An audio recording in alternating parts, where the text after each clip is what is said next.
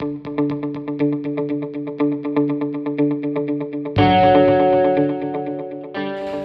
Cloud on AWS is a new offering from VMware hosted on AWS's global infrastructure. The new offering is actually very exciting for those clients who are looking to bring the best of both worlds from a VMware perspective as well as from an AWS perspective. Before, it was really a binary decision. Do I go with AWS or do I go with VMware?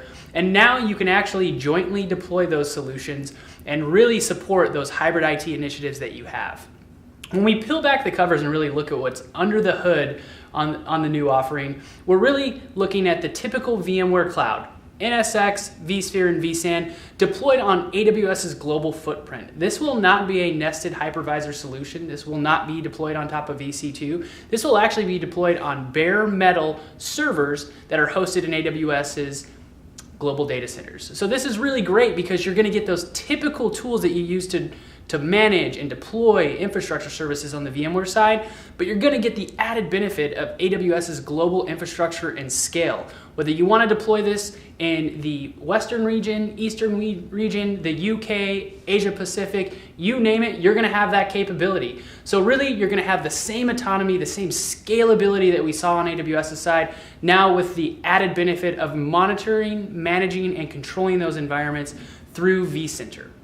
When I look at it, a traditional VMware guy, I always kind of shied away from AWS. I didn't quite understand it. I didn't think it was really going to give me that seamless environment where I can move workloads between my on-premise and public cloud environments. However, I don't see any downsides with this offering. For those enterprise clients who are really looking at that hybrid IT play, that disaster recovery, that burstability that the cloud gives, this is going to be a great solution and a great offering, hosted, supported, and managed by VMware.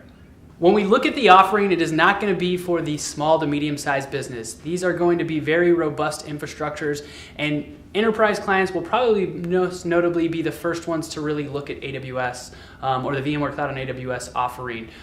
You do get a minimum of 4 hosts with every implementation. Each host is going to be comprised of 2 12-core processors, 512 gigs of RAM, 12 terabytes of storage. So when we look at this across the board, it is going to be very robust, and it's really going to be for those people who are really looking for that hybrid IT play. If you're not looking at hybrid IT, you're simply looking at backup as a service, disaster recovery as a service, this isn't going to be a great fit.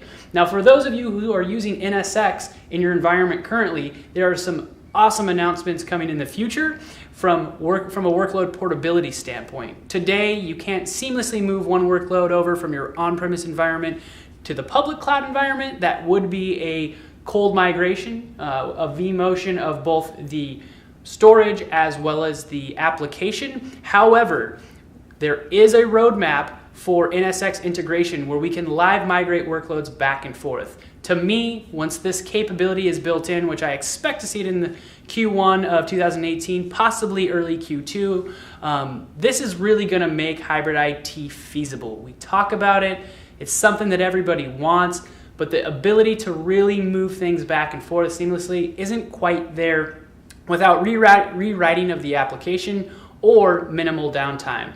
The other cool thing that I see is that now with VMware Cloud being hosted on AWS's global infrastructure, we are talking about native Amazon features like EC2, S3, Route 53. These things are now going to have a shorter data path to communicate with your typical environment. When we talk about latency from a cloud environment standpoint, that is a huge concern for organizations. You cannot use storage as a service effectively, especially for those applications that need that high IOP, performance-intensive workload.